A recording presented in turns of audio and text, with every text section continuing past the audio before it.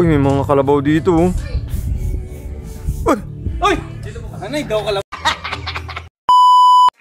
What's up mga kapakar? Tara nga't samahan niyo ulit ako upang tuklasin ang isang lugar na dinarayo dito sa may Nueva Ecija, kung saan pwede kang magbangka, mamingwit, at kapag may nabingwit ka ay pwede mo itong iuwi, makinig ng banda, at iba-iba pang aktibidad na dito ay pwede mong gawin. Tara, antoy, galila, iba nyok lalamot. Let's go, let's go! What's up mga kapakar? Dahil kasama ko na naman ang tropa, sigurado na naman ang biglaang lakad. Biglaan na naman! Diba? Biglaan na naman! Para ko may pagbiglaan. Oo. Dito na, meron na. Food trip. Ano yung mga food trip po? Ano? Andito pala kami ngayon sa bayan ng San Leonardo dito sa may Nueva Ecija para puntahan ang The Pavilion Farm and Resort.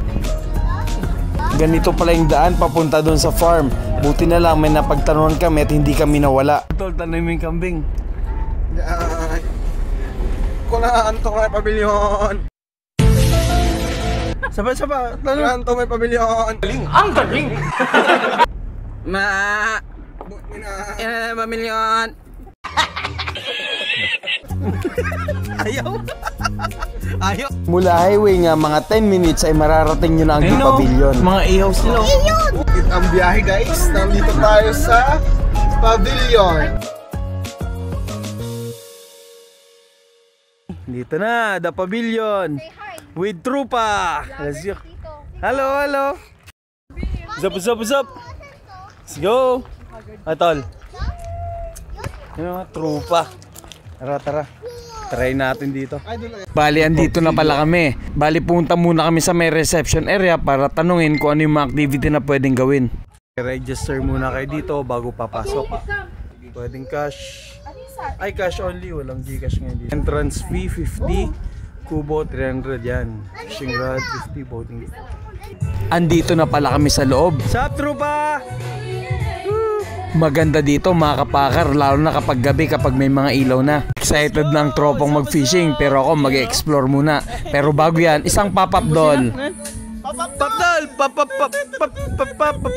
What? Ang galing!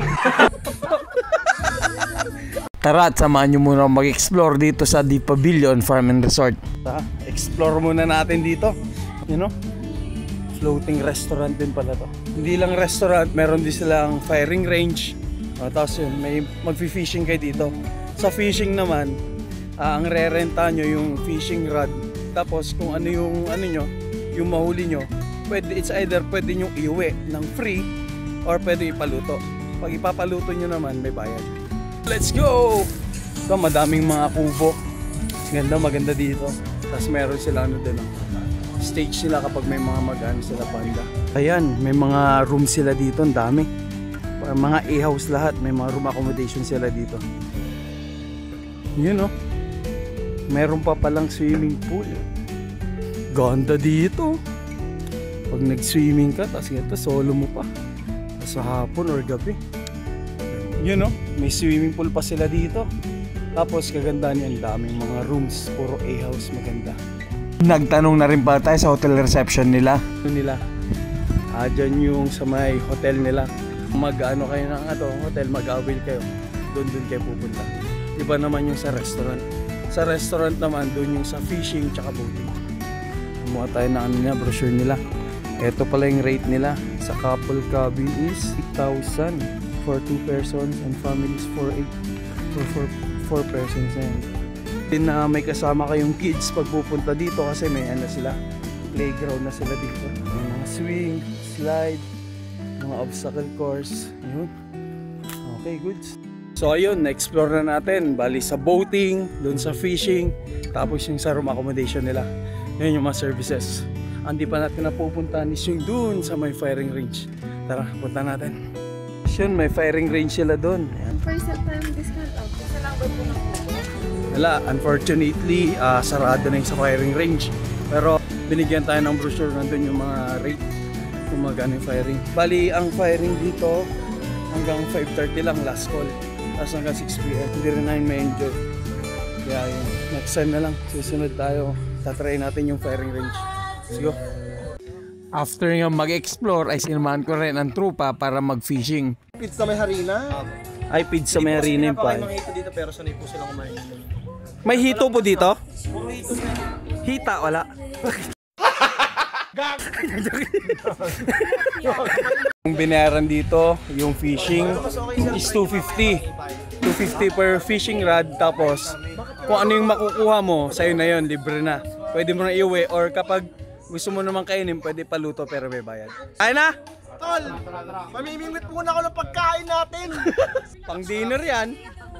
Mga isang oras na nakalipas pero mukhang tulog pa yung mga isda, ayaw pa magpahuli. Magkano yung bayad sa fishing rod? 250 tol. Tol, bili ka na lang hiniyaw na hito, malaki pa. Dahil di kami makahuli ng isda, mamamangka muna kami.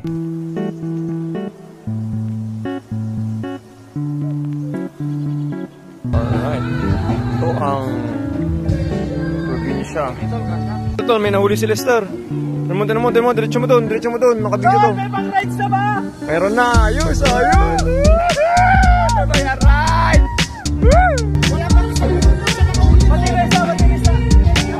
Philip! Dito. Sinong matapang? Nga mandaragat ng Manawag. Ay, Mandara Ilog. Hindi ilog to. Mandara Fish Pan ng Manawag. After nga mamangka ay nakaredy na rin yung pagkain namin, kaya kakain muna kami. Mangan malan! Woo! Sob!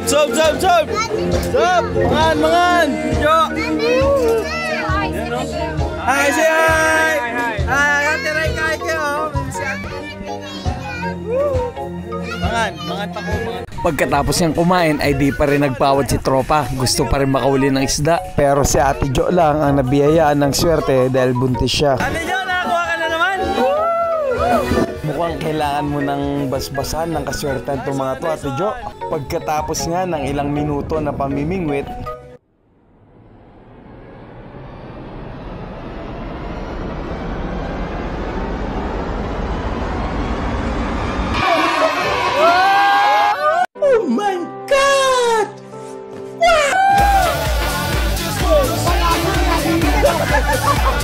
sunod-sunod na ang mga huli. Mukhang nabasbasan nga ng kaswertehan ni Ate Jo. Di ko na rin na video yung pagkuha ni Ray nung malaking hito. Nakahuli din sila dyan ng almost 2 kilos. Okay, solve na!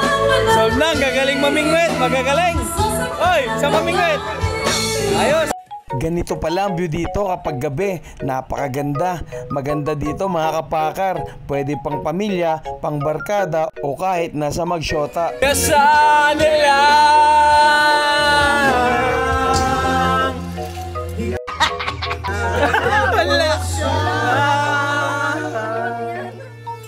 Binaliwala niya ako dahil sa'yo. Nawala na. So hanggang dito na lang ulit tayo mga kapakar. Maraming salamat sa palaging pagsuporta. Kung gusto nyo ma-experience dito lang sila sa may San Leonardo, Nueva Ecija. Or kung may mga katanungan pa kayo, pwede nyo silang i-visit dito sa kanilang Facebook page. Let's go! Wena. Thank you, Di Pavilion. Let's go.